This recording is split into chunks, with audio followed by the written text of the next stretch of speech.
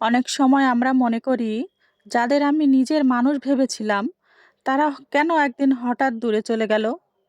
জীবনের এক কঠিন সত্য হলো কিছু মানুষ আসে, আমাদের সাথে হাঁটে কিছুটা পথ, তারপর হঠাৎ করেই চলে যায়।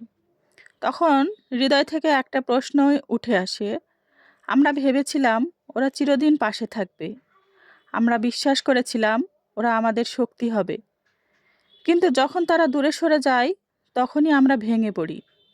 তখন মনে হয় এটা কি শুধু ভাগ্য, নাকি এর ভিতরে ঈশ্বরের কোনো পরিকল্পনা আছে।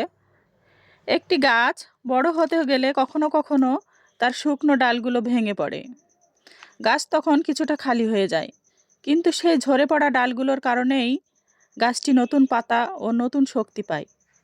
তেমনি অনেক সময় আমাদের জীবন থেকে ঈশ্বর কিছু মানুষকে সরিয়ে দেন, কারণ তারা আমাদের ভবিষ্যতের পথের জন্য উপযুক্ত নয়। যে মানুষ সত্যি তোমার জন্য তৈরি, তাকে কেউ তোমার জীবন থেকে সরাতে পারবে না।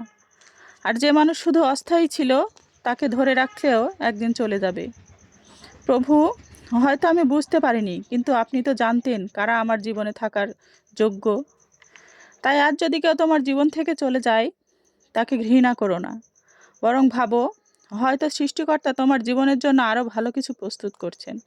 কারণ সৃষ্টিকর্তা কখনো কিছু সরিয়ে নেন না যদি তিনি তার জায়গায় আরও ভালো কিছু দিতে না চান। এমন আধ্যাত্মিক কথা জানতে চ্যানেলটি সাবস্ক্রাইব করে সাথে থাকবেন।